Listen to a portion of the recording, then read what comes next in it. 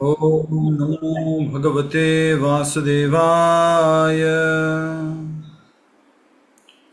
ओम नमो भगवते वासुदेवाय। ओम नमो भगवते वासुदेवाय। मुखं करोति वाचालं पंगुं लंघयति गिरिं यत्कृपातमहं वन्दे श्रीगुरुदीनतारिणं परमानन्दमाधवं श्रीचैतन्यमीश्वरं। नारायणं नमस्कृत्यं नरं चैव नरोत्तमं देवीं सरस्वतीं व्यासं ततो जयमुदीरयेत्। नष्टप्रायेषु भद्रेषु नित्यं भागवत सेवया भगवती उत्तमश्लोके भक्तिर्भवति नैष्टिकी। हरे कृष्ण कृष्ण कृष्ण हरे हरे, हरे राम राम राम हरे हरे।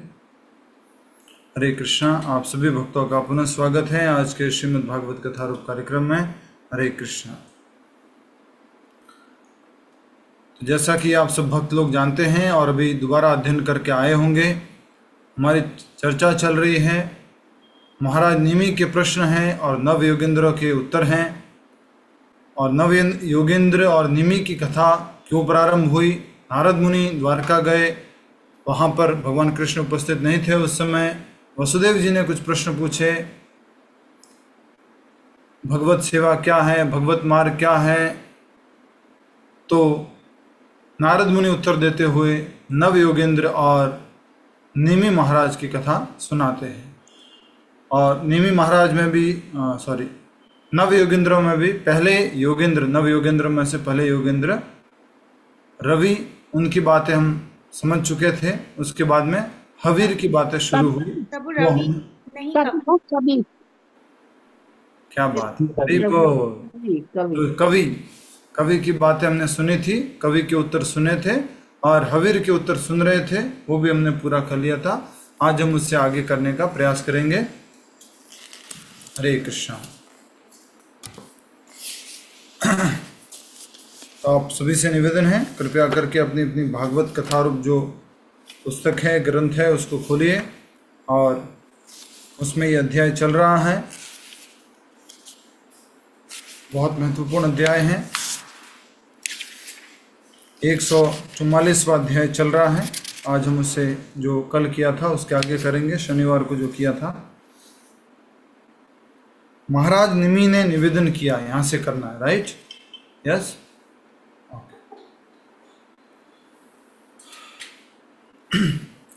तो जो अंतिम प्रश्न था वो क्या था, कौन बताएंगे आप में से? अंतिम प्रश्न पीके गुप्ता जी, अंतिम प्रश्न क्या था? महाराज निमि ने क्या पूछा था?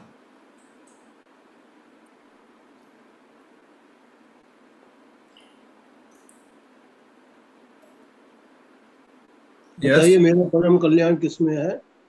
मेरे लिए आपका संग बहुत अत्यंत बहुमूल्य है। कृपया मुझे इस भागवत धर्म का उपदेश दीजिए नहीं, भगवान। नहीं।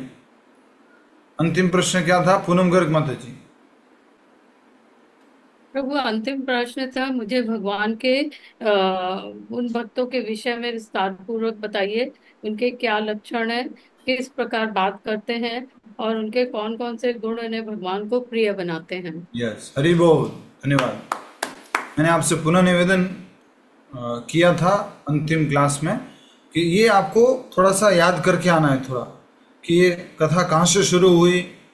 ये नारद मुनि और वसुदेव जी की बात चल रही थी, तो महाराज निमि और नव योगेंद्र कहाँ से आ गए, और नव योगेंद्रों में सबसे पहले कौन से योगेंद्र बोलते हैं, उनसे नारद मुनि ने निमि महाराज ने प्रश्न क्या किया था, ये सब थोड़ा सा ध्यान में रखना होगा आपको।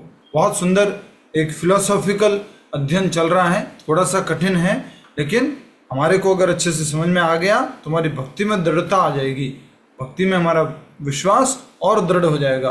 क्योंकि अंतिम पंक्तियों में हमने पढ़ा था, भगवान के सुंदर चरण नख बहुमूल्य रत्नों के समान दिखते हैं और चंद्रमा के समान उनसे प्रस्फुटित होने वाली शीतल कांति शुद्ध भक्तों के हृदयों को समस्त पीड़ाओं से मुक्ति प्रदान करती हैं। भगवान बद्ध जीवों पर इतने दयालु होते हैं कि यदि कोई बिना विचार किए भी उनके पवित्र नाम का कीर्तन करता है, वे उस व्यक्ति के हृदय में व्याप्त असंख्य पाप कर्मों को नष्ट करने के लिए प्रेरित हो जाते हैं। यदि कोई भक्त भगवान के चरण कमलों का आश्रय लेता है और उनकी महिमाओं का गान करता है तो भगवान कभी उस भक्त का हृदय छोड़कर नहीं जाते। और इस प्रकार जिस भक्त ने अपने हृदय में भगवान को बांध लिया है वह भक्त भगवान भागवत प्रधान कहलाता है। सार में शुद्ध भक्त की यही योग्यता है। तो भगवान को कौन प्रिय है? जो हमेशा भगवान को अपने हृदय में बांध करके रखता है, वही भागवत प्रधान कहलाता है या शुद्ध भक्त कहलाता है। ये थोड़े बहुत इंपॉर्टेंट बातें चल रही हैं क्योंकि हम सब लोग भक्ति मार्ग में हैं और हमारा लक्ष्य भगवत प्राप्ति है। तो कौन ऐसे भक्त होते हैं, यही तो प्रश्न पूछा है। कृपया मुझे बताइए कि भगवान के भक्तों के विषय में विस्तार से बताइए, उनके लक्षण क्या होते हैं, वे किस प्रकार बातें करते हैं और उनके कौन कौन से गुण उन्हें भगवान का प्रिय बताती है, बताइए। तो ये हमें तो जानना है ना, क्योंकि हमें भी शुद्ध भक्ति के स्तर तक पहुंचना है। कितने लोगों को शुद्ध भक्ति के स्तर तक पहुंचना है? शुद्ध भक्ति के स्तर तक कितने लोगों को पहुंचना है? बाकी लोगों को नहीं। ये तो सबको पहुंचना है ना, हम सब लोगों को शुद्ध भक्त बनना है। धन्यवाद। अब अगला देखिए, महाराज निमि ने निवेदन किया, कृपया मुझे भगवान विष्णु की उस माया शक्ति के विषय में बताइए जो बड़े बड़े योगियों को भी भ्रमित कर देती है। कृष्ण कथा अत्यंत रसीली है और प्रभु जी, यहाँ से पहले खत्म किया था कल शनिवार को, यहाँ से शुरू करना। महाराज निमि ने कहा, जो ये बताया ना, यहाँ से शुरू करना था। प्रभु जी मैं सही पढ़ रहा हूँ, तो मैंने निशान लगा के रखा हुआ है। वो पिछले अध्याय का था, पिछली बार का, शुक्रवार का। नहीं, मिस कर दिया इन्होंने। आज पढ़ रहे हैं, सही पढ़ रहे हैं। आज का इधर से शुरू होना है प्रभु जी, इसलिए मैंने बोला कि वो शुद्ध भक्त के लक्षण क्या हैं और किस प्रकार बातें करते हैं और कौन से गुण उन्हें भगवान का प्रिय बताते हैं। ये हमने शनिवार को हमने ये कर दिया था और शुक्रवार को हमने आप जो कह रहे वो किया था। महाराज निमि ने निवेदन किया, कृपया मुझे भगवान विष्णु की उस माया शक्ति के विषय में बताइए जो बड़े बड़े योगियों को भी भ्रमित कर देती हैं। कृष्ण कथा अत्यंत रसीली है और उसके लिए मेरी तृष्णा अभी तक शांत नहीं हुई है। ऐसी कथा उन बद्ध जीवों के लिए वास्तविक औषधि है जो संसार के त्रितापों से झुलस रहे हैं। 3 ताप कौन कौन से संसार के, जल्दी बताओ। आदि दैविक, आदि भौतिक, आदि आत्मिक। आध्यात्मिक। दैविक, दैविक, भौतिक। एक जना उत्तर देता है तो बाकी लोग शांत रह सकते हैं। आदि दैविक, आदि भौतिक और आध्यात्मिक, ये 3 जो हैं आध्यात्मिक ही बोलते हो उसको। मैंने पहले शायद भगवत गीता में मैंने आदि आत्मिक बोला था, आदि आत्मिक नहीं है, आध्यात्मिक ही है। ठीक है, तो ये 3 गुणों से हम झुलस रहे हैं और हमारे लिए औषधि क्या बताई गई है? भगवान श्री कृष्ण की रसीली कथा। और ये जो महाराज निमि है वो कह रहे हैं कि मेरी तृष्णा अभी तक शांत नहीं हुई है और मुक्त आत्माएं इन कथाओं में और अधिक आनंद लेते हैं। ये महाराज निमि बात कर रहे हैं, आगे निवेदन कर रहे हैं। अब क्या प्रश्न हुआ इनका, देखते हैं। प्रश्न क्या हुआ कि माया शक्ति कौन सी है और बड़े बड़े योगियों को भी भ्रमित कर देती है। भगवान की कथा तो रसीली है, ये तो औषधि है, पर ये माया शक्ति कौन सी है और कैसे बड़े बड़े योगियों को भ्रमित कर लेती है? तो अब ये तीसरे योगेंद्र उत्तर दे रहे हैं, इनका नाम है अंतरिक्ष। तो सबसे पहले हमने पढ़ा कवि, फिर हविर, फिर अब हम बोल रहे हैं अंतरिक्ष। बंद रखिए माइक जब तक पूछा न जाए।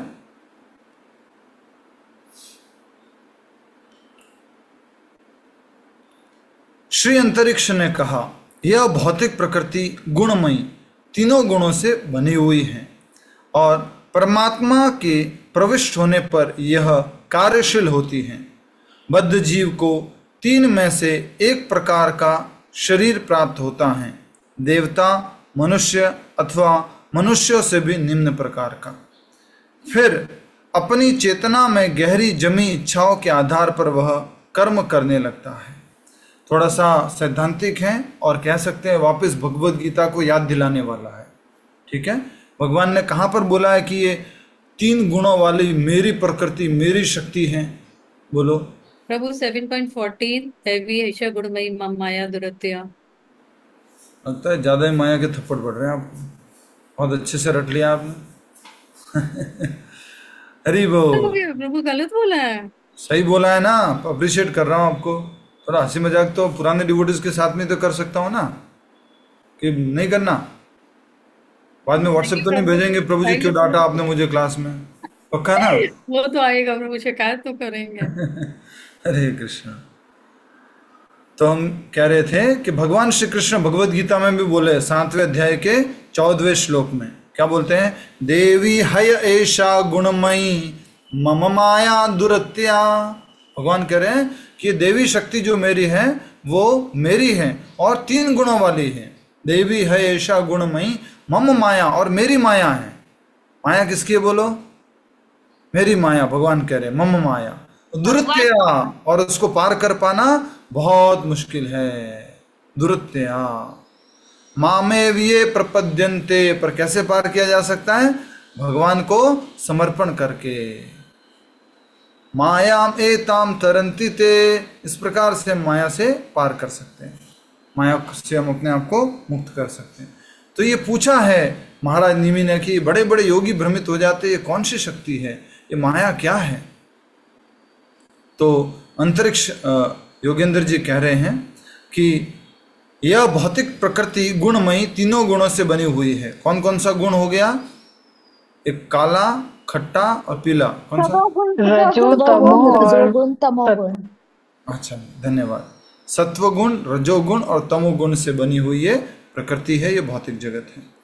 और परमात्मा प्रवेश होने पर ये कार्यशील हो जाती है। तो भौतिक प्रकृति जो है, ऐसा याद ही है आपको, जब महाविष्णु ग्लांस करते हैं तो वो एक्टिवेट हो जाती है। वही बात यहाँ पर कह रहे हैं। बद्ध जीव को 3 में से 1 प्रकार का शरीर प्राप्त होता है। 3 प्रकार के शरीर है। कौन कौन से? देवता का शरीर, मनुष्य का शरीर, और कौन सा रह गया रामावतार जी? देवता का, मनुष्य का और जानवर का। मनुष्य से नीचे की योनियां। ठीक है, बहुत बढ़िया। फिर अपनी चेतना में गहरी जमी इच्छाओं के आधार पर वह कर्म करने लगता है, चाहे वो मनुष्य हो, चाहे वो जानवर हो, चाहे वो देवता हो। आगे, प्रलय के समय भगवान अपने काल रूप में प्रकट होते हैं और निरंतर सूर्य का ताप बढ़ने से पृथ्वी पर घोर अकाल पड़ने लगता है। जब प्रलय आना है, जब युग की समाप्ति होनी है, तब भगवान काल रूप में आते हैं और काल रूप में आकर के क्या कर रहे हैं? सूर्य के ताप को बढ़ा रहे हैं। सूर्य का ताप बढ़ने लगता है। काल रूप अर्थात समय रूप, और समय धीरे धीरे बढ़ता जाता है, तो सूर्य का ताप बढ़ता जाता है।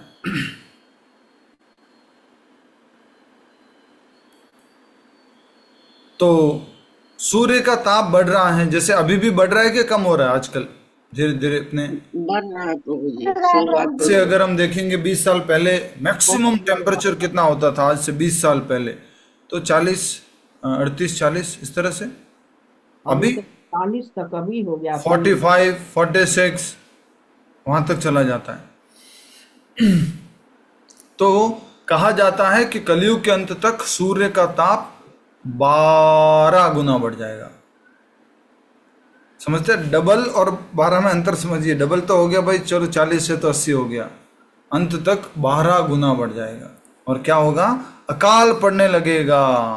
और पाताल लोक में भगवान संकर्षण के मुख से प्रचंड अग्नि निकलने लगती हैं और तेज वायु के साथ बहने से वह और आगे और बढ़ती जाती हैं। तीनों लोक भट्टी के समान तपने लगते हैं।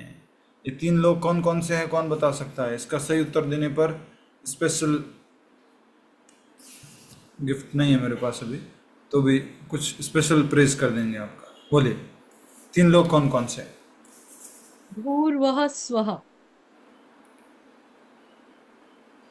थोड़ा ठीक बोला, और बताइए। उच्च लोक, भूलोक और निम्न लोक प्रभु जी। और थोड़ा। 7 लोक नीचे। उच्च लोक, मध्य लोक और निम्न लोक। क्या मतलब इतना डिटेल में पढ़ाई करवाने का? अपर प्लैनेट, मिडिल प्लैनेट और लोअर प्लैनेट। बताइए। प्रभु जी पाताल लोक, भूलोक और गोलोक। ठीक है, भूल गए आप लोग ना थोड़ा सा। कौन बता सकता है? बोलो, उत्तर दो। भूलोक से 7 लोक ऊपर, 7 लोक नीचे। स्वर्ग लोक। और एक वो लोग जहाँ मंजू मुरार का माता जी रहती है। हो गया पूरा? सुनिए आप लोग, वापस सुनिए। कितनी बार समझाया है, फिर भी समझाइए। क्यों? क्योंकि मुझे तो इसी बात की फीस देता है मंदिर, बार बार समझाने की। भूलोक से ऊपर 6 लोक और भूलोक से नीचे 7 लोक है। नहीं माता, वो तो सब लोग बोल ही रहे हैं, फिर आप अलग नहीं, बोल रहे हो कुछ। मतलब वो महाप्रलय आने से जाएगी नहीं प्रलय। माता जी, नहीं। हरे कृष्णा। प्रभु जी स्वर्ग लोक, मृत्यु लोक, पाताल लोक। और आप अभी कहाँ रहते हैं वो भी उसमें इंक्लूड कर लीजिए। हरे कृष्ण। आप सभी लोग ध्यान से सुनिए, कृपया करके इधर देखिए, हमारी तरफ देखिए। ये पृथ्वी है, इसके ऊपर 6 लोक है, ठीक है। स्वर्ग लोक, महर लोक, जनलोक, सत्यलोक और तपोलोक, ठीक है। और नीचे कौन कौन से हैं? अतल, वितल, सुतल, तलातल, महातल, रसातल और पाताल, ठीक है। ये 14 लोकों का सिस्टम हो गया। साधारणतया त्रिलोक किसको बोलते हैं? ऊपर के एक लोक, बीच वाला पृथ्वी लोक वाला लोक और नीचे वाले ये लोक। पर जब प्रलय की बात हो रही है तो क्या होता है, नीचे से अतल, वितल, सुतल, महातल, रसातल, रसातल के भी नीचे पाताल, पाताल से अग्नि होना शुरू होती है और वो हवा के माध्यम से और बढ़ती जाती है और वहां पे सूखापन और ये सब बढ़ता जाता है। तो नीचे के 7 लोक हो गए, तो ये एक हो गया, ठीक है। एक समझ में आ गया? नीचे के 7 एक लोक, बीच वाला पृथ्वी वो भी हो गया 2, और ऊपर के महर लोक तक के 3 या 4 जो है, भू, भूवर, स्वर, महर, भू, भूवर, स्वर, महर, ऊपर के 3 लोक, ठीक है। ऊपर के सारे लोक नहीं होते, ब्रह्मा जी का लोक नहीं जाता है। जो आंशिक प्रलय होता है जिसमें ब्रह्मा जी का लोक ये नहीं जाता है। समझ में आ गया अब आपको? यहाँ त्रिलोक से क्या मतलब है? या कोई मान लीजिए हिरण्यकशिपु त्रिलोक का राजा बन गया, ब्रह्मा जी के लोक का राजा नहीं बना है। समझ में आ रहा है रामावतार जी? महर लोक, जनलोक और तपलोक ये ऊपर वाले रह जाते हैं। पृथ्वी से ऊपर के 3 और 3 रह जाते हैं, उनके ऊपर राज्य नहीं करता कोई। ठीक है, क्लियर है सबको? रेशमा माता जी। बट ये आंशिक जी प्रलय प्रभु के जी। टाइम पे ना, पूर्ण आंशिक प्रलय प्रलय में में। नहीं ना। पूर्व प्रलय में तो सब खत्म होना है, सारे ब्रह्मांड ही खत्म होने हैं।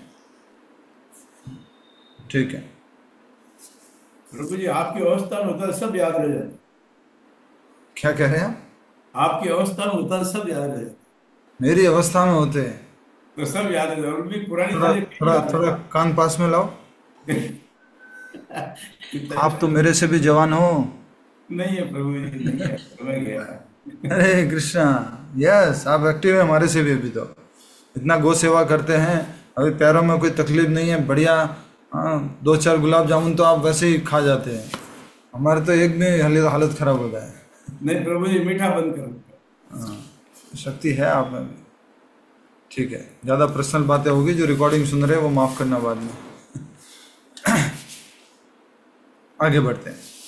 तो कह रहे हैं कि प्रलय के समय भगवान अपने काल रूप में प्रकट होते हैं और निरंतर सूर्य का ताप बढ़ाने से पृथ्वी पर घोर अकाल पड़ने लगता है। पाताल लोक में भगवान संकर्षण के मुख से प्रचंड अग्नि निकलने लगती है। सारे लोग किस पे टिके हुए हैं? संकर्षण भगवान के ऊपर। और तेज वायु के बहने से वह और बढ़ती जाती हैं। तीनों लोग भट्टी के समान तपने लगते हैं। तत्पश्चात संवर्तक बादल 100 वर्षों तक वर्षा करते हैं। पहले तो पूरा क्या होता है, गर्मी बढ़ने से एकदम से अकाल पड़ जाता है सब कुछ। ये थोड़ा याद रखना, इसको बोलते हैं प्रलय का कार्यक्रम, प्रलय का प्रोसेस। हिंदी में क्या बोलेंगे? प्रलय प्रोसेस, प्रक्रिया। प्रक्रिया। तो प्रलय की प्रक्रिया क्या है? प्रलय की प्रक्रिया के अंतर्गत सूर्य का ताप बढ़ता है, सब जगह अकाल पड़ जाता है, नीचे से जो है अग्नि के समान वो धीरे धीरे तपते जाते हैं सारे लोग, और इस कारण से पूरा सब कुछ लगभग जल कर नष्ट हो जाता है, जो कि इन लोकों में है। लोक नहीं जल करके नष्ट हुए, लोकों में जो कुछ है जैसे जल करके नष्ट हो गया है। अब देखिए आगे क्या होता है। तत्पश्चात संवर्तक बादल 100 वर्षों तक वर्षा करते हैं। ऐसी बारिश देखी है किसी ने? संवर्तक बादल कब आए थे, कौन बताएगा? गोवर्धन जी, गोवर्धन इंद्रदेव को जब रुष्ट किया था थोड़े गोवर्धन पूजा के समय। ठीक है।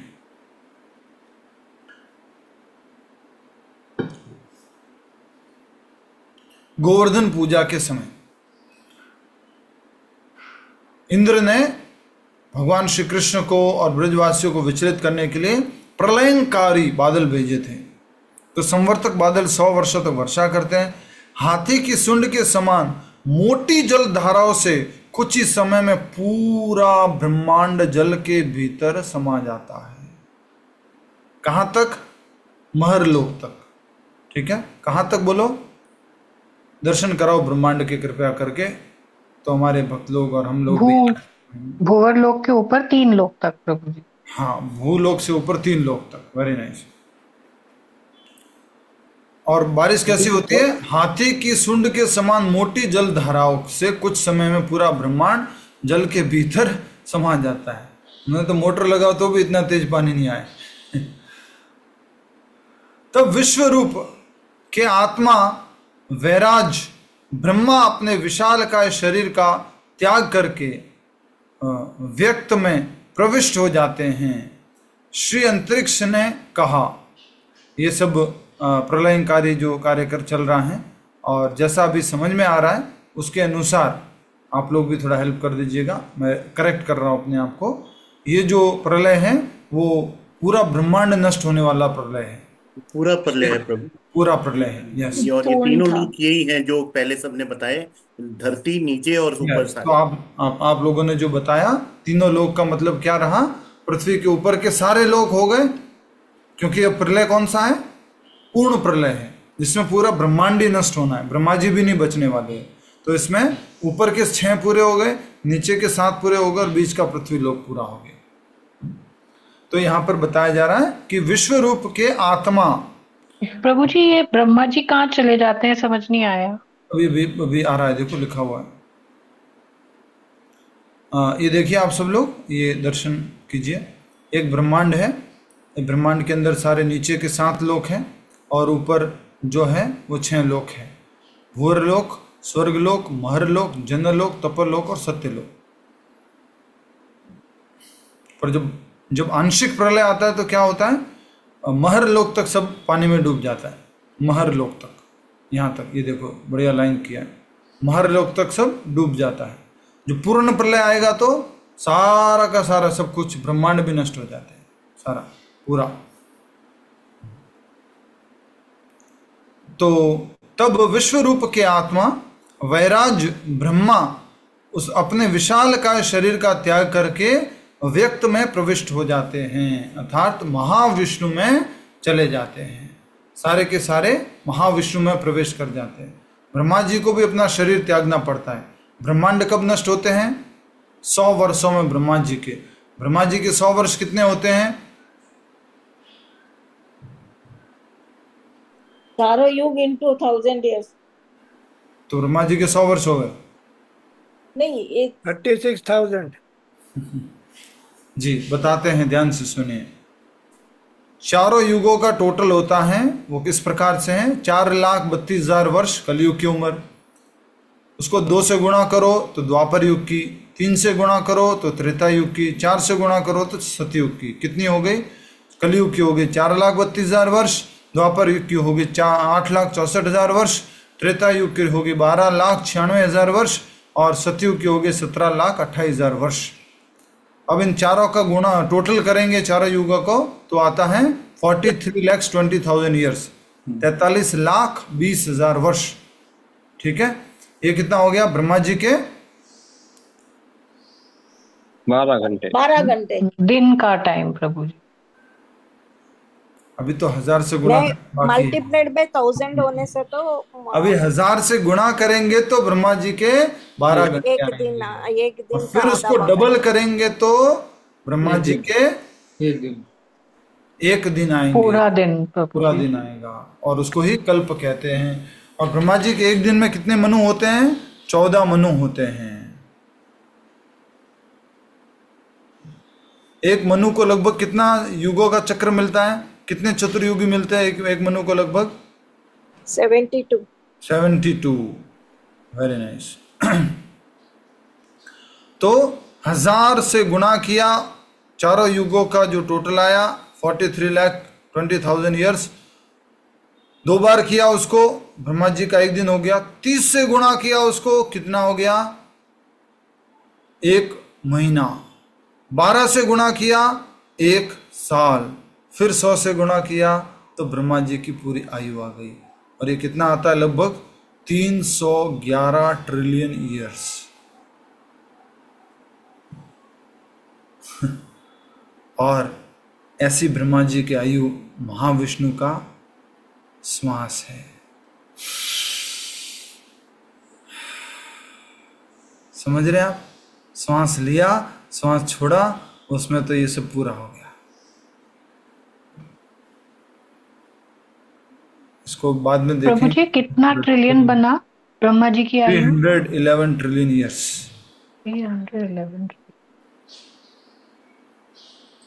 प्रभु जी 100 वर्षों तक जो बारिश होगी वो ब्रह्मा जी की है या हमारी वाली धरती की है? ब्रह्मा जी के 100 वर्ष। अच्छा, वो जो 100 वर्षों तक बारिश हो रही है वो हमारे वाले वर्ष है, धरती। हाँ। पृथ्वी लोक की। हाँ। बारिश तो सब जगह होगी ना। आप कोशिश करो थोड़ा सा इंद्र विंद्र का नंबर मिल जाए, फोन करके पूछ ले भैया आप क्या क्या हिसाब किताब है। सारा ब्रह्मांड अगर खत्म होना है तो बारिश तो सब जगह होगी जी। तो बारिश इतनी हो रही है कि नीचे से भरता गया पानी, भरता गया भरता गया भरता गया भरता गया भरता गया भरता गया भरता गया भरता गया भरता गया, भर गया, सब डूब गया, खत्म हो गया। वही समझ नहीं आ रहा कि 100 ब्रह्मा जी के तो 100 वर्ष नहीं हो सकते प्रभु जी, क्योंकि वो तो फिर पूरा उनकी आयु हो गई ना, पर ये तो बीच में हो रहा है। हमारे 100 वर्ष है, इसलिए हमने उत्तर दे दिया मैंने। ब्रह्मा जी के 100 वर्ष अगर बारिश होती रही तो पूरा जीवन ही बारिश चलती रहेगी। ठीक है, समझिए थोड़ा सा, आगे बढ़ते हैं। तो ये सब किस में समा जाता है? सब कुछ फिर महाविष्णु में समा जाता है। अब आगे बताते हैं अंतरिक्ष जी। अंतरिक्ष हमारे योगेंद्र जी, नव योगेंद्र में से एक योगेंद्र जी। हे राजन, इसके अतिरिक्त आप और क्या सुनना चाहते हैं? माया का प्रश्न पूछा था, लेकिन ये तो सब 3 गुणों का थोड़ा सा बोल करके पूरा प्रलय के बारे में बता दिया। थोड़ा सा समझ में नहीं आया प्रश्न का उत्तर।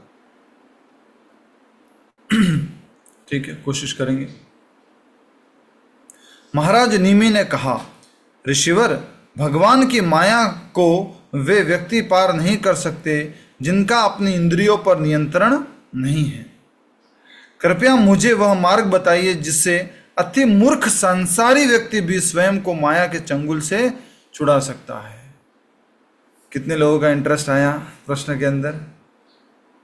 भाई हमारा नंबर तो अति मूर्ख संसारी में ही है, तो कृपया करके जल्दी से बताओ। हाँ,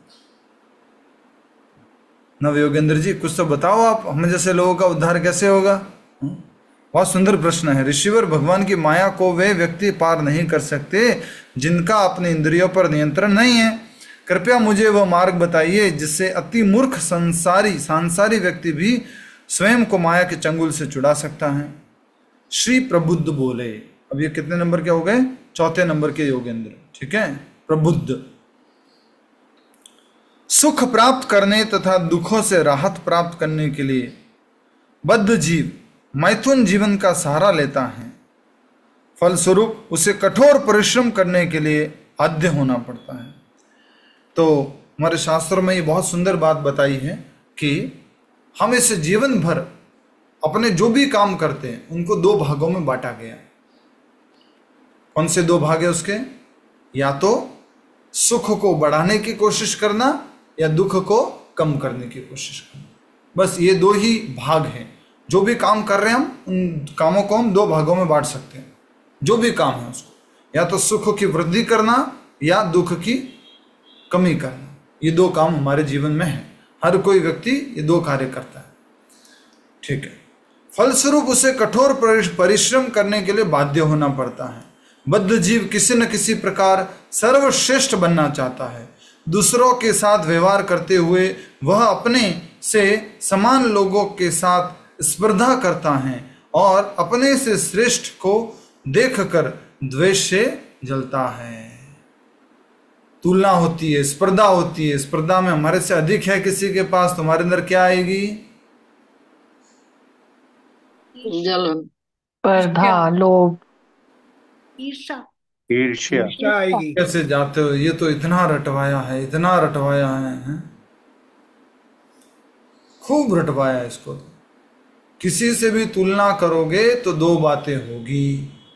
अगर हमारे से उसके पास ज्यादा है तो हमारे को उसके प्रति ईर्ष्या आएगी, जलन होगी। और हमारे पास किसी से ज्यादा है तो हमारे को क्या आएगा? इशारा करके बताओ, इशारा करके बताओ।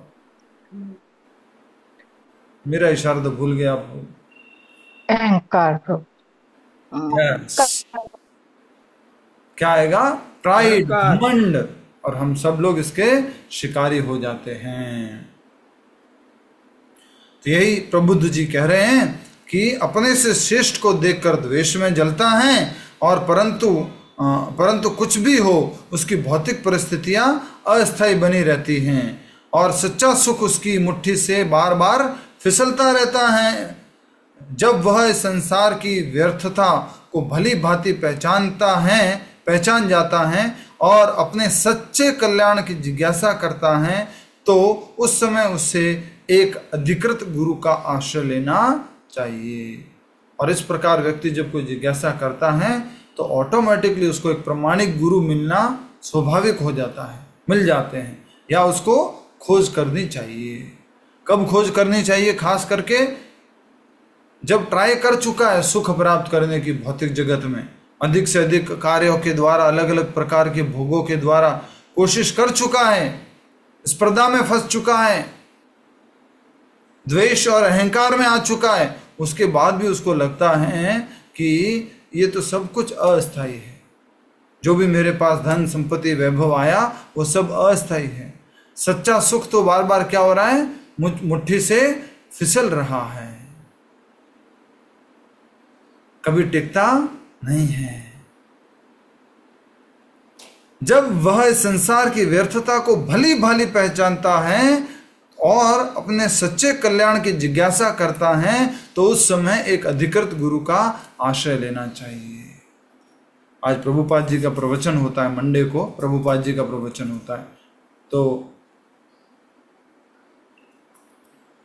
प्रभुपाद जी कह रहे थे कि इस भौतिक जगत से हमें पूरी तरह से डिस्गस्टेड हो जाना है।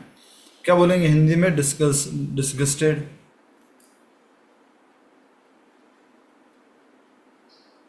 निराश हो जाना। हरे कृष्ण पर क्षुब्ध हो जाते हैं, हताश हो जाना, शुद्ध घिन्न, ठीक है, हताश। और भी कोई हो तो लाके दे देना, मैं बोल दूंगा। तो शुद्ध हो जाते हैं, पूरी तरह से हताश हो जाते हैं इस भौतिक जगत से।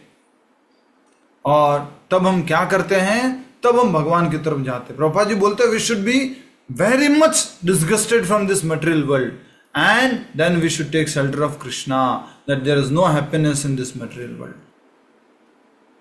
बार बार खुशी हाथ से फिसलती जाती है। जो भी सुख हम इस भौतिक शरीर के माध्यम से लेने की कोशिश करते हैं वो भी समाप्त हो जाता है।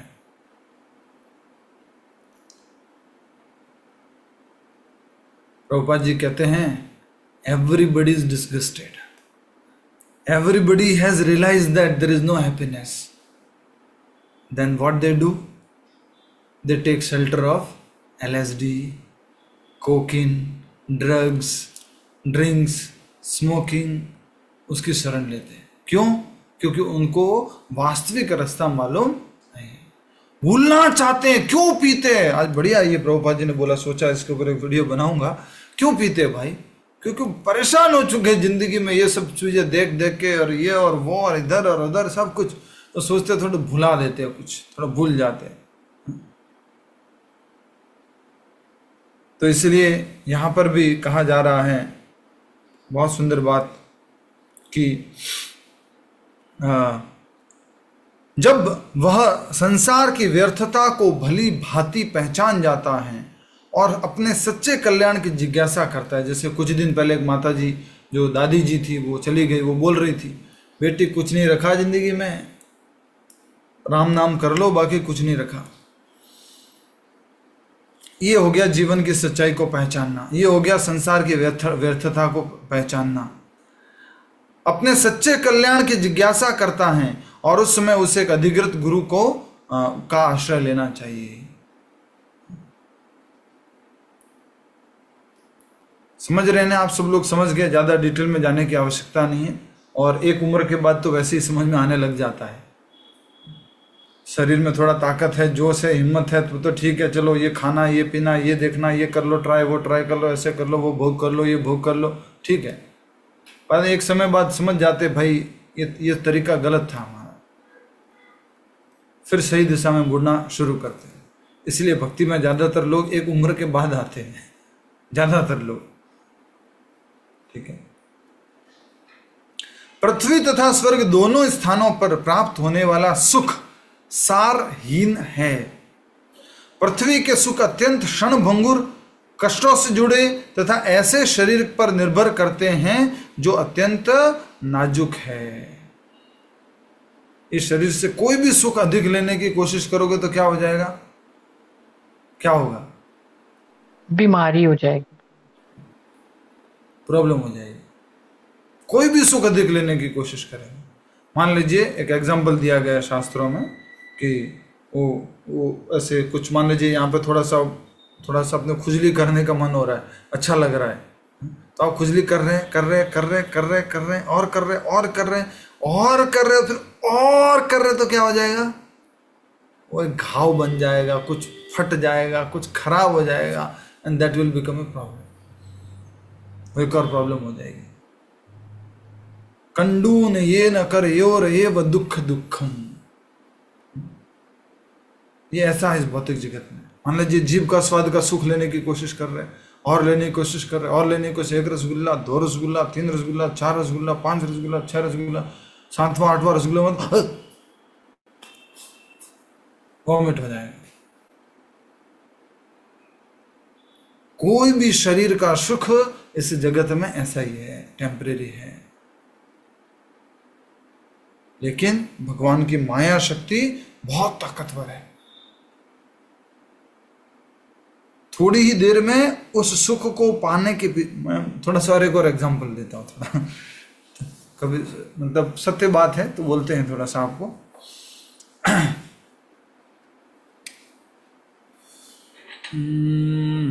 थोड़ा सिंप्लीफाइड वर्जन बोलते हैं इसका, ठीक है। मान लीजिए आप गए कुंभ मेले की यात्रा में हमारे साथ, और वहाँ गए, कहाँ पर? वहाँ गए आप जो है काशी गए हमारे साथ में, और काशी गए तो वहाँ बहुत सुना था कि काशी की चाट बहुत फेमस है। उनके वहाँ पर अंबानी जी के यहाँ पर भी गई थी, और उनके यहाँ पर गई थी, बोला काशी की चाट बहुत फेमस है। अब किसका स्वाद चाहिए बोलो? किसका स्वाद चाहिए? चाट का, जीभ का स्वाद, जीवा का स्वाद चाहिए। अब देखना क्या होता है। अब वहां पर व्हीकल अलाउड नहीं है, भीड़ हो रखी है कुंभ मेले की वजह से, और गाड़ी का मूवमेंट है नहीं। और फिर हम 3-4 लोग मिल, चलो यार अब चाट आए हैं तो काशी तो खा ही लेते हैं। और फिर वहाँ पर एक दुकान से पूछते, भैया कहाँ मिलेगा? बोले वो वाली दुकान, वो फेमस है, वो वहाँ पर है। ठीक है, कितना दूर है? वो चल रहे। बीच में बहुत सारी दुकानें आई उसी तरह के चाट की, लेकिन नहीं, वो दुकान कहाँ पर है, वो दुकान कहाँ पर है? पूछते थकते, हारते, परेशान होते, धक्के खाते, इधर उधर लोगों के बीच में से गुजरते हुए, बाजारों से गुजरते होते हुए, वहाँ कहाँ किसके लिए जाते हैं? जीभ के स्वाद के। इजी नहीं है। और मान लीजिए थोड़ा और इसमें थोड़ा सा ऐड कर देते, थोड़ा और ऐड कर देते, सुन लीजिए। और मान लीजिए आपको कुछ लोग पहचानते हैं, ठीक है, आपको कुछ लोग वहाँ पहचानते हैं उस मार्केट में या उस जगह पे, या और भी कोई लोग बाहर से आए हुए हैं, तो आप क्या करेंगे? अपने आप को छुपा छुपा करके लेके जाएंगे उस जगह पर। हाँ, छुप छुप के जाने की कोशिश करेंगे, कोई देख ना ले, कोई देख ना ले, किसी ने देख तो नहीं लिया किसी। और जब खा रहे हैं खास करके, तब उस दुकान पे तो कोई पहचान वाला नहीं आया और उठाया एकदम से पानी पूरी या रसगुल्ला कोई भी था और फिर मुंह में डाला, कोई देख तो नहीं रहा, कोई मेरे पहचान वाला तो नहीं है। समझ में आ रहा है आपको? किसका स्वाद? जिह्वा का स्वाद। बहुत कष्ट, इतना इजी नहीं है। जिह्वा का स्वाद लेना भी मेहनत करना पड़ता है। बाकी तो दूसरे इंद्रिय भोग के लिए तो हो ये प्लानिंग करो, वो प्लानिंग करो, इधर करो एडजस्टमेंट, उधर एडजस्टमेंट, सारा कुछ सुविधा करना पड़ता है।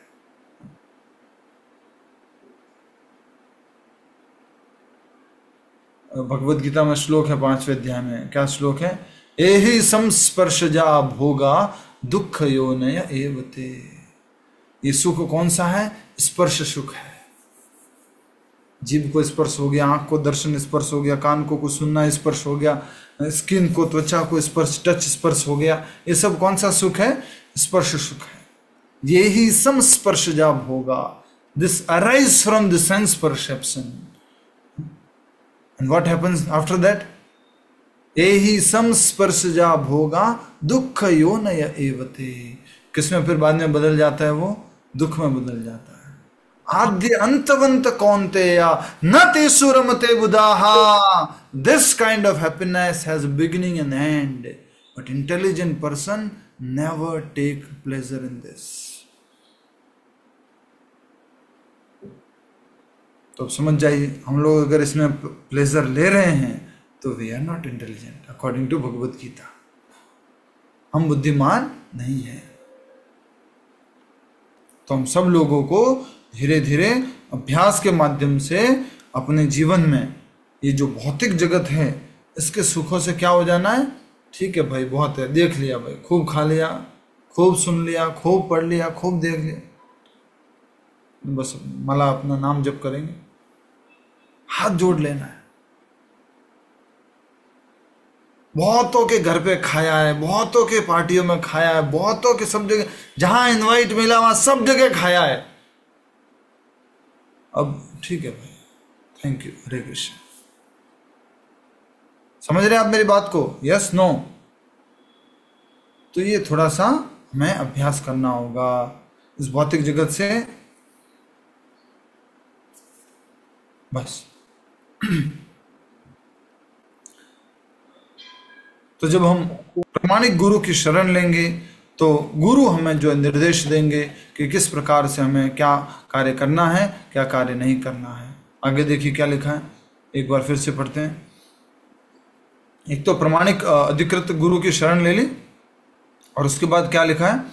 पृथ्वी या स्वर्ग दोनों स्थानों पर प्राप्त होने वाले सुख कैसे हैं? सारहीन हैं, मीनिंगलेस, नीरस हैं।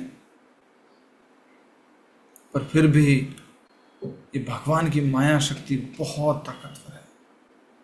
इंद्र को भी कई बार मालूम पड़ता है कुछ नहीं रखा इस शासन में, कुछ भी नहीं रखा इन अप्सराओं के नृत्य में, कुछ भी नहीं रखा इस सोमरस में, लेकिन फिर थोड़े टाइम बाद भूल जाता है। हम सब लोगों को भी बहुत बार ये अनुभव होता है, लेकिन फिर भी माया शक्ति जो है वो हमें बिविल्डर कर देती है। माया की दो शक्तियां हैं, कौन कौन सी? एक आवरणात्मिका, एक दूसरी प्रक्षेपात्मिका। आवरणात्मिका क्या करती है? ज्ञान को ढक लेती है। कौन से ज्ञान को? इस भौतिक जगत में कुछ नहीं रखा है यार, ये सब सुख वुख सब ऐसे ही ढकोसला है, उसको भी ढक लेती है। और क्या दिखाती है? प्रक्षेपात्मिका, बिविल्डरिंग पोटेंशियल। अरे ठीक है यार, तुमने वो वाला रसगुल्ला खाया होगा, तुमने उस रसगुल्ले को खा करके तुम उब गए होंगे। तुमने मलाई रसगुल्ला खाया कभी? मलाई रसगुल्ला क्या होता है? बोले उसमें से चाशनी नहीं टपकती, उसमें से मलाई टपकती है, मलाई से भरा हुआ होता है। नहीं, वो तो नहीं खाया। इसको बोलते हैं प्रक्षेपात्मिका शक्ति, बिविल्डरिंग पोटेंशियल। हाँ ये वाला अलग लग रहा है कुछ। जब हम ये बोलने लग जाएंगे, समझ रहे हो, इधर देखो थोड़ा, जैसे ही हमारे मुंह से क्या निकलेगा, हाँ ये वाला थोड़ा कुछ अलग लग रहा है, गए काम से।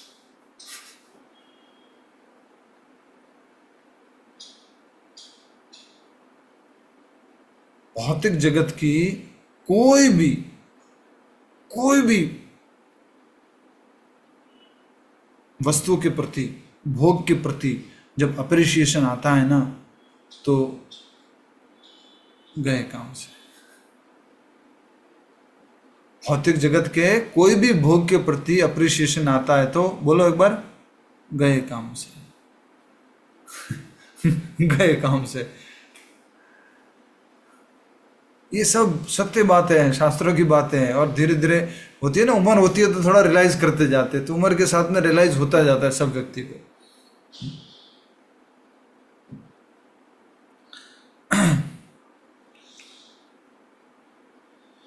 आगे बढ़िए। स्वर्ग के सुख लंबे काल के लिए होते हैं, परंतु वे द्वेष और ईर्ष्या से भरे होते हैं। स्वर्ग में भी सुख होते हैं पर लंबे काल के लिए, क्योंकि वहां क्या मिलता है, सोमरस, और सोमरस से क्या है, आप सुख भोग अधिक समय तक, अधिक काल तक, और अधिक प्रकार, अधिक क्या कह सकते हैं, अधिक भोग कर सकते हैं।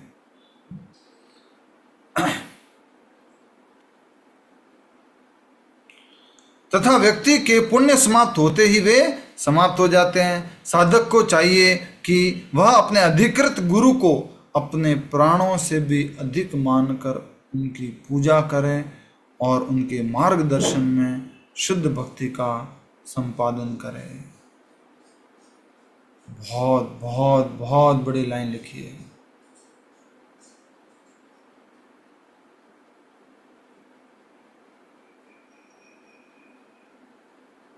बहुत बड़ी लाइन लिखी है। यस्य प्रसादात् भगवत् प्रसादो यस्य प्रसादान् न गति कुतोपि। मंगला आरती में लास्ट लाइन आती है, यस्य प्रसादात्, आपकी प्रसाद से, प्रसाद मतलब कृपा, आपकी कृपा से भगवत प्रसादो, आप भगवान प्राप्त कर सकते हैं, भगवान रूपी प्रसाद मिल सकता है।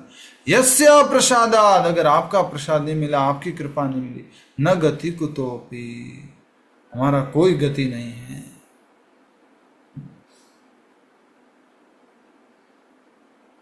भगवत गीता में बोला जाता है, भगवान बोलते हैं, व्यवसायात्मिका बुद्धि एकेह कुरु नंदना बहुशाखा अनंताश्च बुद्धियो व्यवसायी नाम।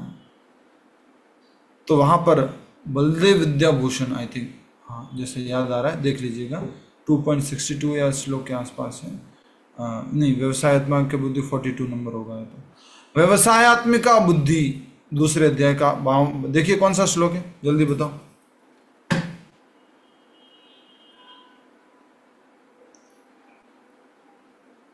2.41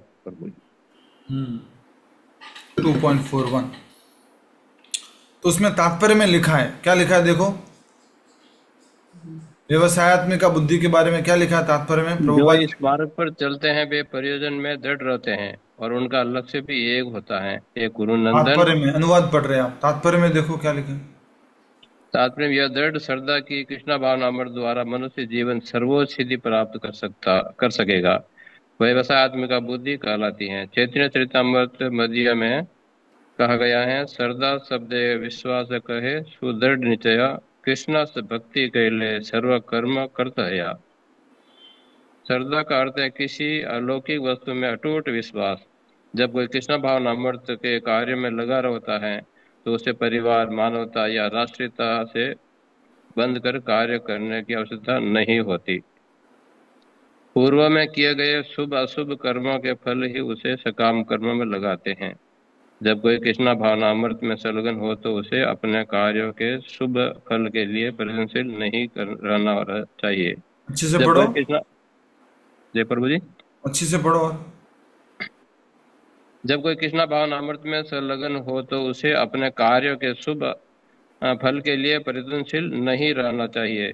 जब कोई कृष्णा भावनामृत में लीन होता है तो उसके सारे कार्य आध्यात्मिक धरातल पर होते हैं। क्योंकि उनमें अच्छे तथा बुरे का द्वैत नहीं रह जाता। कृष्णा भावनामृत की सर्वोच्च सिद्धि देहात्म बुद्धि का त्याग है। कृष्णा भावनामृत की प्रगति के साथ कर्मशः यह अवस्था स्वतः प्राप्त हो जाती है। कृष्णा भावना भावित व्यक्ति का दृढ़ निश्चय ज्ञान पर आधारित है। वासुदेव सर्वमेति समात्मा सुदुर्लभ। कृष्णा भावना भावित व्यक्ति अत्यंत दुर्लभ जीव है जो भली भांति जानता है कि वासुदेव या कृष्णा समस्त प्रकट कारणों के मूल कारण है। जिस प्रकार वृक्ष की जड़ खींचने पर स्वतः ही पत्तियों तथा टहनियों में जल पहुंच जाता है, उसी तरह कृष्णा भावना भावित होने पर मनुष्य प्रत्येक प्राणी की अर्थात अपनी परिवार की, समाज की, मानवता की सर्वोच्च सेवा कर सकता है। यदि मनुष्य के कर्मों से कृष्णा प्रसन्न हो जाए तो प्रत्येक व्यक्ति संतुष्ट होगा, किंतु कृष्णा भावना अमृत में सेवा गुरु के समर्थ निर्देशन में ही ठीक से हो पाती है, क्योंकि गुरु कृष्ण का प्रमाणिक प्रतिनिधि होता है। यहाँ से 2 लाइन जो पहले वापस पढ़िए और सब लोग ध्यान से सुनिए, सब लोग भी देखिए अपने पुस्तक में। किंतु कृष्णा भावना अमृत में सेवा गुरु के समर्थ निर्देशन में ही ठीक से हो पाती है, क्योंकि गुरु कृष्ण का प्रमाणिक प्रतिनिधि होता है जो शिष्य के स्वभाव से परिचित होता है और उसे कृष्णा भावनामृत की दिशा में कार्य करने के लिए मार्ग दिखा सकता है।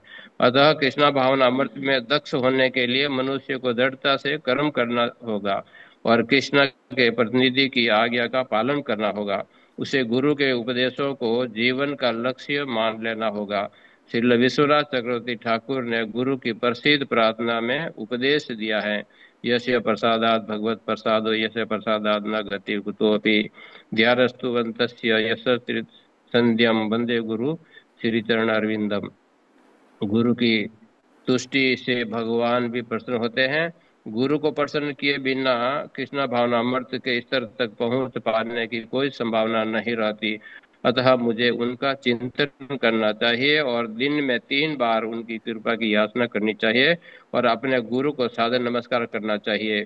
किंतु यह संपूर्ण पद्धति देहात्म बुद्धि से परे सैद्धांतिक रूप में नहीं वरना व्यवहारिक रूप में पूर्ण आत्मज्ञान पर निर्भर करती है। जब सकाम कर्मों से इंद्रिय तृप्ति की कोई संभावना नहीं रहती, जिसका मन दृढ़ नहीं है वही विविध कर्मों की ओर आकर्षित होता है। हरे कृष्णा प्रभु जी। Thank you. हरे कृष्णा। बस इतना सही पढ़ना था। तो विश्वनाथ चक्रवर्ती ठाकुर कहते हैं कि यस्य प्रसादात् भगवत प्रसादो, या जो व्यवसायत्मिका बुद्धि है उसका अर्थ क्या है, उसका अर्थ क्या समझने का है। बोले अपने गुरु के आदेश को जीवन और आत्मा, हिंदी में क्या बोलेंगे, लाइफ एंड सोल बोला उन्होंने कि हमारे जीवन गुरु के आदेश को सब कुछ ले लेना है, यही हमारा आदेश है। बस अपने जीवन से भी अधिक मूल्यवान। तो यहाँ पर भी यही लिखा है, जो प्रबुद्ध करके योगेंद्र जी है वो क्या कह रहे हैं, साधक को चाहिए कि, अंडरलाइन कर लो, बहुत भारी लाइन है, बहुत भारी लाइन है। हाँ गोविंद समझो इसको, समझो।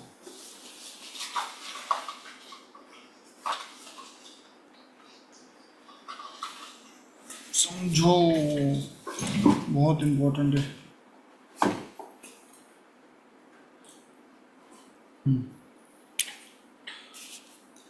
साधक को चाहिए कि वह अपने अधिकृत गुरु को अपने प्राणों से भी अधिक मानकर उनकी पूजा करें और उनके मार्गदर्शन में शुद्ध भक्ति संपादन करें।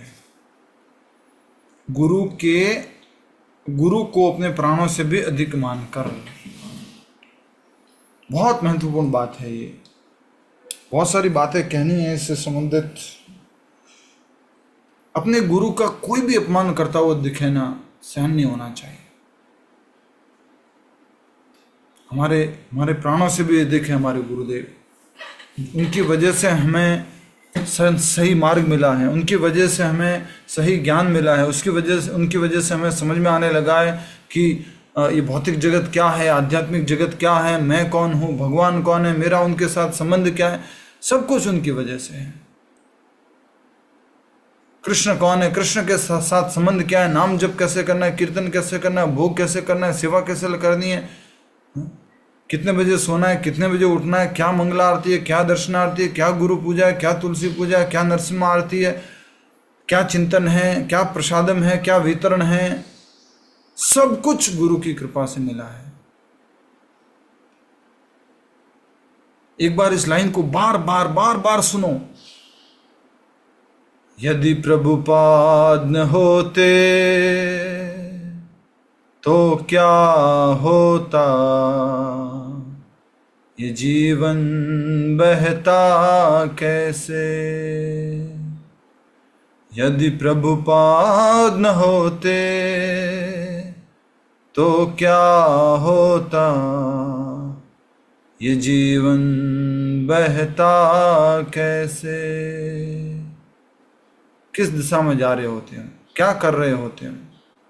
सोचो अगर प्रभुपाद जी नहीं होते, मुझे अपने इंजीनियरिंग में कोई प्रभु जी नहीं मिले होते, कोई संस्था नहीं मिली होती, कुछ इस तरह से मार्गदर्शन, सेम वही मार्ग में भटक रहे होते हैं, वही ड्रीम को चेज करने की कोशिश कर रहे होते हैं, जो ड्रीम बना रखे थे, ये होना है, वो होना है, ऐसे होना है, वैसे होना है, इतना कमाना है, उतना कमाना है, ऐसे वैसे, उन्हीं के पीछे भाग रहे होते हैं।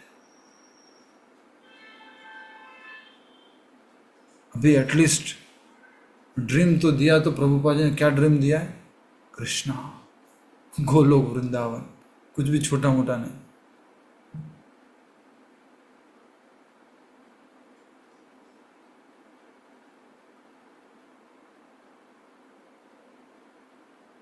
चैतन्य महाप्रभु के साथ में एक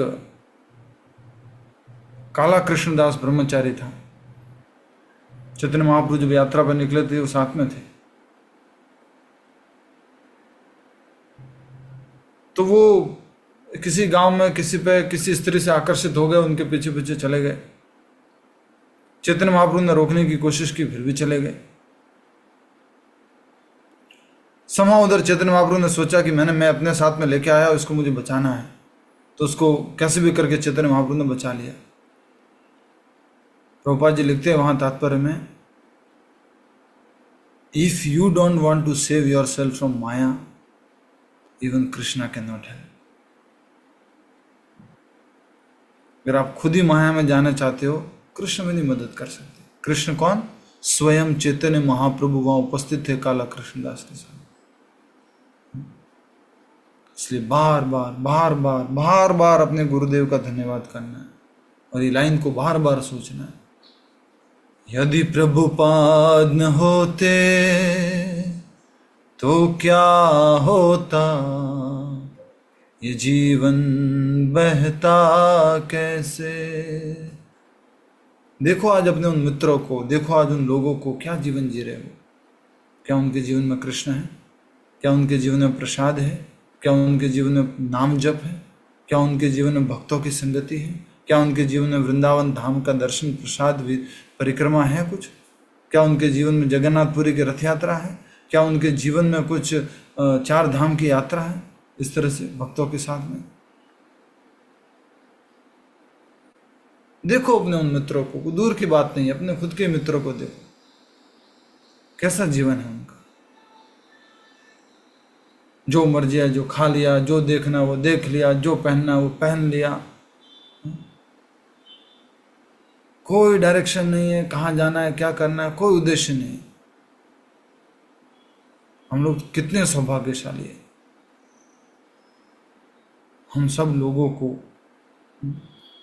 ये जो आदेश लिखा हुआ है प्रबुद्ध जी का, योगेंद्र जी का, समझना है, पालन करना है। हम यहाँ रहते रहते यहाँ जो लिखा हुआ उसकी इच्छा करते हैं, स्वर्ग जैसा सुख मिल जाए यहाँ पर। और इसीलिए सारा साइंटिस्ट लोग, सारे बड़े बड़े डॉक्टर लोग, इंजीनियर लोग इसी में लगे हुए हैं कि सुख कैसे बढ़ाया जाए। हम लोग भी जीवन भर ही कोशिश करते रहते हैं, लेकिन लिखा हुआ है कि व्यक्ति के पुण्य समाप्त होते ही वे भी समाप्त हो जाते हैं। साधक को चाहिए कि वह अपने अधिकृत गुरु, साधक कौन है? हम सब लोग साधक हैं, जो साधना कर रहे हैं वो साधक है। साधक को चाहिए कि वह अपने अधिकृत गुरु को अपने प्राणों से भी अधिक मानकर। कौन है हमारे अधिकृत गुरु? श्रील प्रभुपाद जी। थोड़ा सा भाव आ रहे हैं, प्रकट कर लेता हूँ। ये मेरे को खुद को रिकॉर्ड करना था बहुत समय पहले से, अभी वापस याद आया है तो प्रकट करता हूँ। इसमें प्रभुपाद जी को भी जोड़ने का प्रयास करता हूँ। प्राणों से भी प्यारा लागे राधा कृष्ण नाम, प्राणों से भी प्यारा लागे राधा कृष्ण नाम, राधा कृष्ण नाम, राधा कृष्ण नाम, राधा कृष्ण नाम, राधा कृष्ण नाम। प्राणों से भी प्यारा लागे राधा कृष्ण नाम, प्राणों से भी प्यारा लागे राधा कृष्ण नाम। जीवन का उद्धारक लागे राधा कृष्ण नाम, जीवन का उद्धारक लागे राधा कृष्ण नाम, जीवन का उद्धारक लागे राधा कृष्ण नाम, राधा कृष्ण नाम, राधा कृष्ण नाम, राधा कृष्ण नाम, राधा कृष्ण नाम। प्राणों से भी प्यारा लागे राधा कृष्ण नाम, प्राणों से भी प्यारा लागे राधा कृष्ण नाम, राधा कृष्ण नाम, राधा कृष्ण नाम, राधा कृष्ण नाम, राधा कृष्ण नाम। प्राणों से भी प्यारा लागे राधा कृष्ण नाम। हरे कृष्ण। प्रभुपाद जी को ऐड करना चाह रहा था, वो कुछ कोशिश करूंगा फ्यूचर में। तो गुरु की आज्ञा, गुरुवर प्राणों से भी अधिक मानकर उनकी पूजा करनी है, उनके मार्ग निर्देशन में शुद्ध भक्ति का संपादन करना है। हमारे जीवन में गुरु के अलावा और कुछ भी नहीं।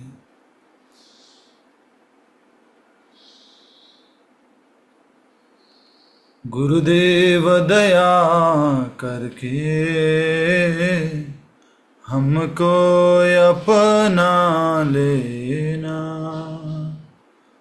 प्रभुपाद दया करके हमको अपना लेना। और भी आगे की पंक्ति आप जानते होंगे। तो यही बात है कि हम गुरु के आदेश को माने, गुरु को माने, गुरु की आज्ञा का पालन करें। प्रभुपाद जी को यहाँ पर एक भक्त ने पूछा कि प्रभुपाद जी, अगर कोई भक्त बैक टू गॉडेड नहीं जा पाया तो, आपके शिष्य आपके भगवत धाम को नहीं जा पाए तो? प्रभुपाद जी बोलते हैं, I have to come back again for that disciple. उस शिष्य के लिए मुझे वापस आना पड़ेगा।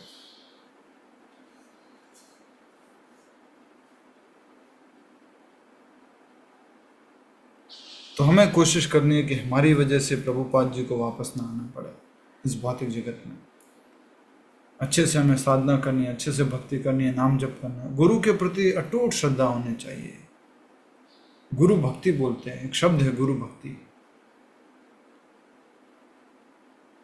राधा कृष्ण भक्ति, लड्डू गोपाल भक्ति, लड्डू गोपाल, राधा कृष्ण, लाला लाली, राम सीता राम जी, आसानी से कुछ न कुछ हम सेवा पूजा कर लेते हैं।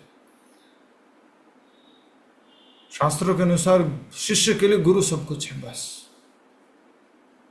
गुरुर् ब्रह्मा गुरुर् विष्णु गुरुर्देव महेश्वरम, गुरु साक्षात परब्रह्म तस्मै श्री गुरु नमः।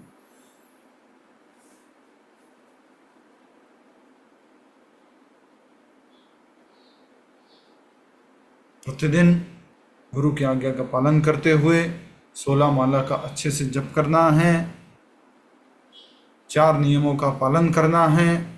आज मधु पंडित प्रभु का एक छोटा सा क्लिप आया था हमारे ग्रुप में, बोले कोई शिष्य 4 नियमों का पालन नहीं कर पाए तो क्या होगा प्रभुपाद जी, क्या प्रभु जी आप क्या कहते हैं?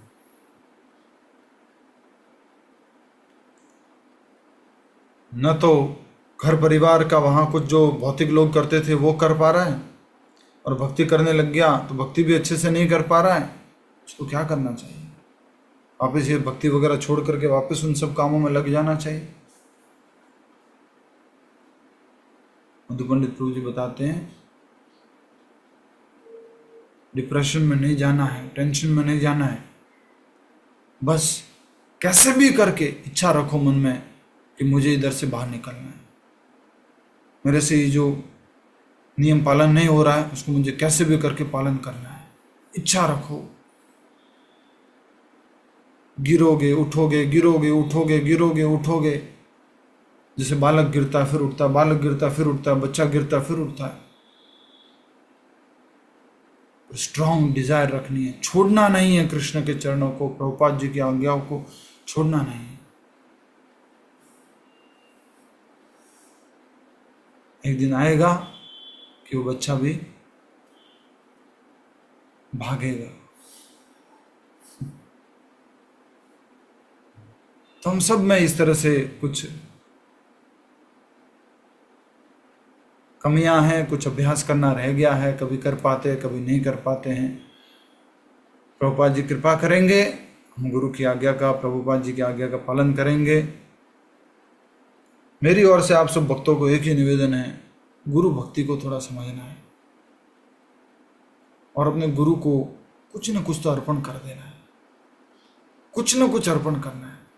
सबसे अच्छा तो गुरु को वही लगेगा कि हम उनके अच्छे शिष्य बने। सबसे अच्छा तो गिफ्ट वही है गुरु के लिए, सबसे अच्छा बेस्ट गिफ्ट गुरु को वही पसंद है।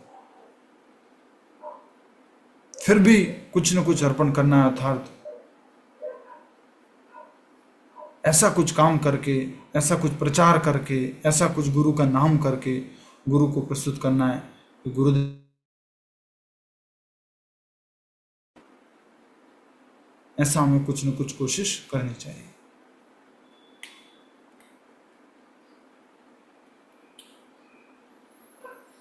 ठीक है, सोचा था आज जल्दी से पढ़ लूंगा और पढ़ के पूरा करूंगा, लेकिन बहुत दिन लगेंगे प्रभु जी इसमें। नव योगेंद्र जी बहुत अच्छी शिक्षाएं दे रहे हैं। एक साथ सभी लोग अपने अपने स्थान पर माइक बंद करते हुए, प्राणों से भी प्यारा लागे राधा कृष्ण नाम, राधा कृष्ण नाम, राधा कृष्ण नाम, राधा कृष्ण नाम, राधा कृष्ण नाम।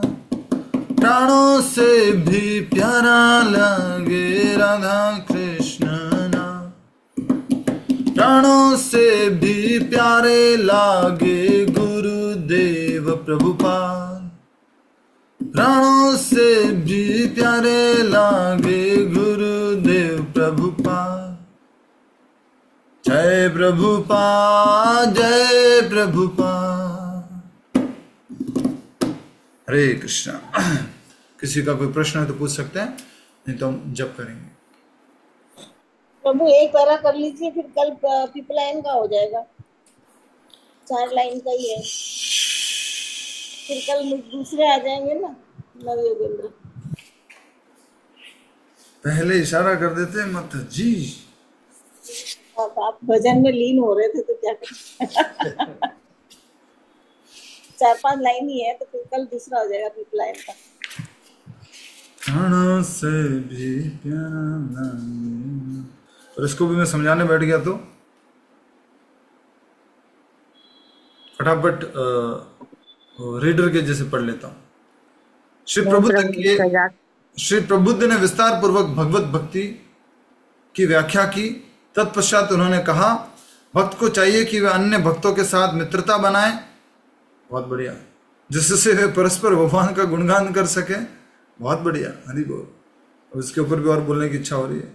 इस प्रकार एक दूसरे को प्रोत्साहन देते हुए भक्ति मार्ग में दृढ़तापूर्वक स्थित भक्ति मार्ग में दृढ़तापूर्वक स्थित हो जाते हैं। यह संबंध भगवान को बहुत संतुष्ट करता है और वे उन भक्तों के हृदयों में सब अनर्थों को नष्ट कर देते हैं। फलस्वरूप भक्त अपने हृदय में गहन संतुष्टि का अनुभव करते हैं और कुछ ही समय में वहां भगवत प्रेम जागृत होने लगता है। जैसे जैसे वह प्रेम प्रगाढ़ होता है, भक्तों की शुद्ध हुई देह में दिव्य आनंद के लक्षण प्रकट होते हैं। इस प्रकार भगवान की भक्ति में पूर्ण रूप से संलग्न होकर भक्त सहजता से माया को पार कर जाते हैं। भगवान की भक्ति में पूर्ण रूप से संलग्न होकर माया को पार कर जाते हैं। अंडरलाइन कर लीजिए। वैसे तो और भी था समझने का, पढ़ने का, लेकिन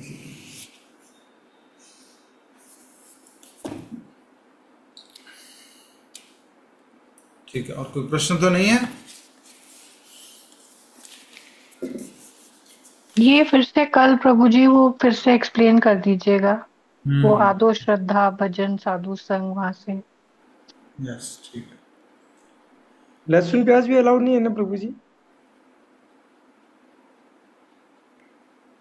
कहाँ पर? लहसुन प्याज भी अलाउ नहीं है ना? वो जो 4 निश्चित तो परफेक्ट है, वो तो ध्यान है। लहसुन प्याज के बारे में भी रेस्ट्रिक्शंस तो है ही ना?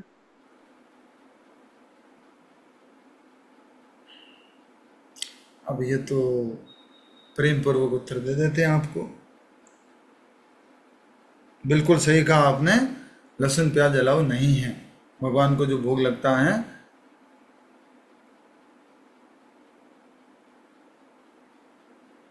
भगवान को जो भोग लगता है उसमें लहसुन प्याज नहीं लगता है, और हमें भी नहीं खाना है, क्योंकि हमें भी भगवान का भक्त बनना है। ठीक है।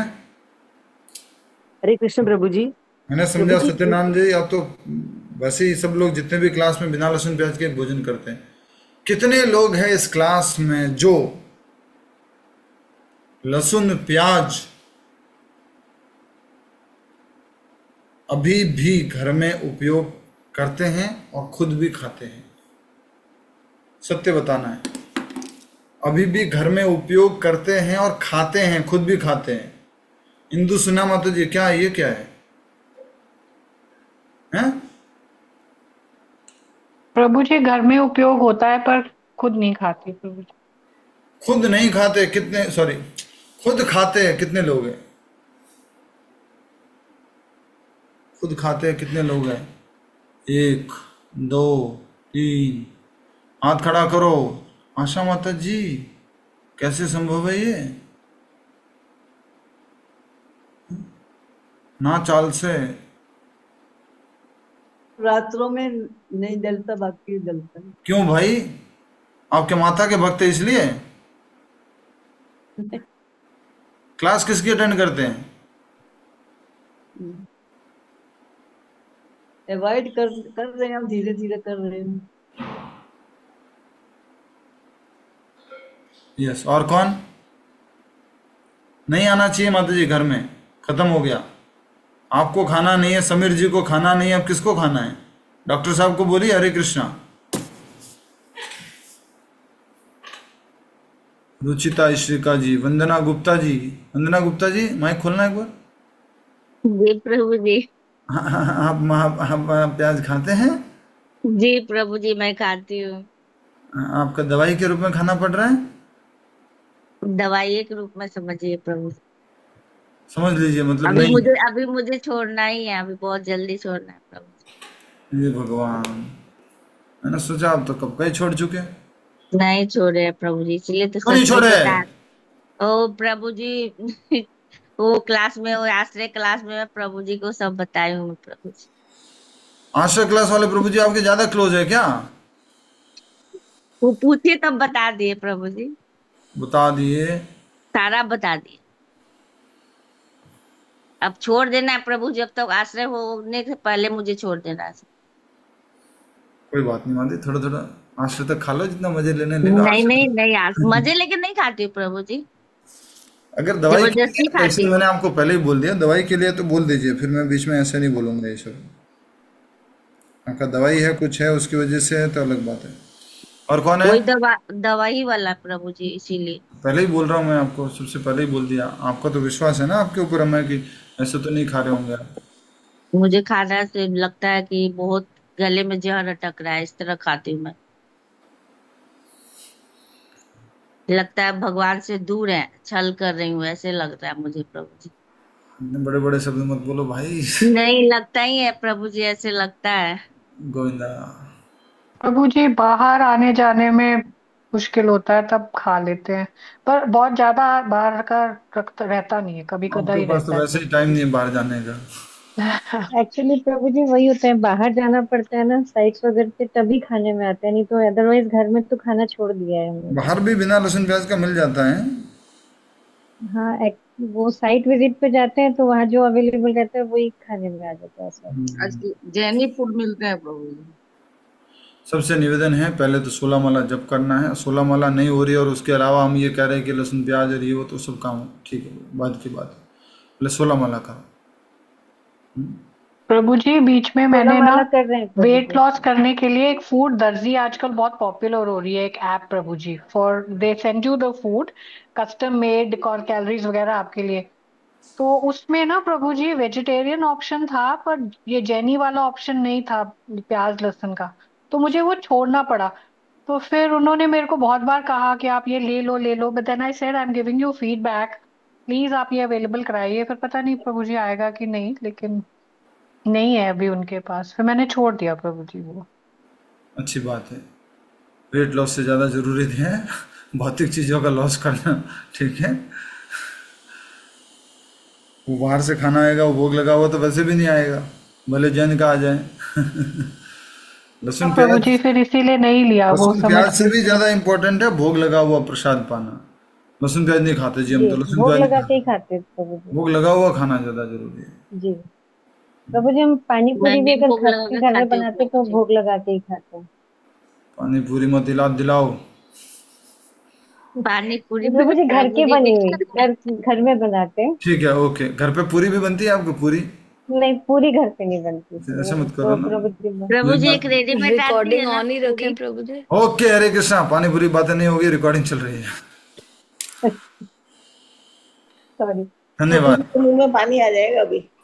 सबसे निवेदन है कृपया करके 16 माला प्रतिदिन करना। अच्छा, वो लोग भी आज हाथ खड़े कर ही लो, आज कर ही दिए तो हाथ खड़े कर लो जो 16 माला प्रतिदिन नहीं करते। जो 16 माला प्रतिदिन नहीं करते वो भी लोग हाथ खड़ा कर दो। 8 माला करते, 2 माला करते, 4 माला करते, 1 माला करते, 2 माला करते, 15 माला करते, 16 नहीं करते। हरे कृष्णा प्रभु जी। 16 हाथ खड़े माला करो। प्रतिदिन करते हैं। हाँ, 16 माला प्रतिदिन करते हैं। नहीं करते उनसे पूछ रहे। जरूर करते हैं। रुचिता श्रीका जी, कभी कभी कभी होती है प्रभु जी 16 माला। चंद्रकांता जी, और कोई? 16 नहीं प्रभु करते। जी महीने में 2-4 दिन पूरी 16 रह जाती है, वंदना बाकी हो जाती है श्रीवास्तवा पूरी। जी 16 नहीं करते हैं। सत्यनारायण बांगर जी 16 नहीं कर रहे हैं। इतने पुराने डिवोटी होकर के, एवरीडे क्लास सुनने वाले होकर के जी प्रभु जी नहीं करता हूँ। काहे नहीं कर करता। रहे हैं?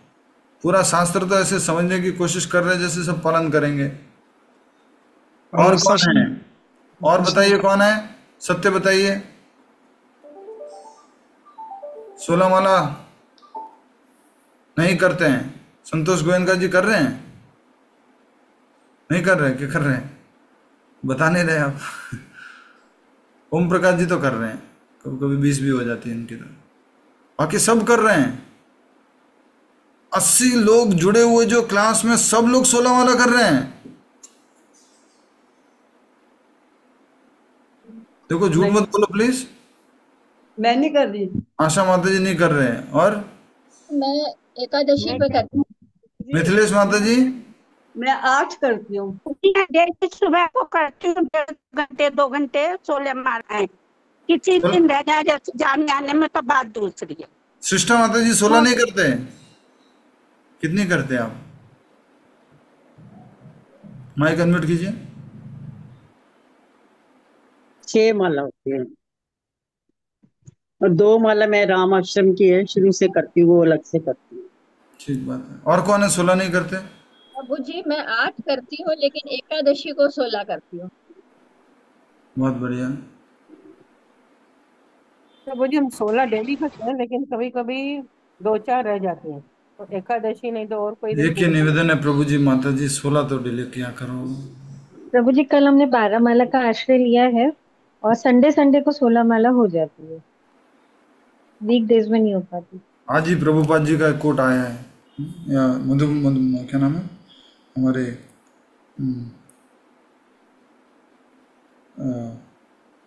अमिताभ सेन प्रभु ने भेजा है,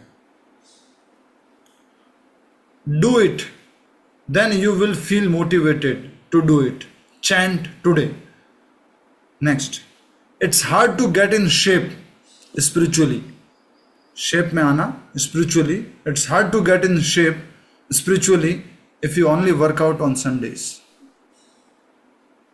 समझ में आया? मात्र संडे संडे को 16 माला करोगे तो शेप में नहीं आओगे, भक्ति की शेप में। तो मुझे बच्चों का टिफिन बनाना होता है सुबह 7 बजे। भगवान अलग से टाइम देंगे, प्रार्थना करो, इच्छा करो, 24 घंटे से अलग से टाइम आएगा आपके पास।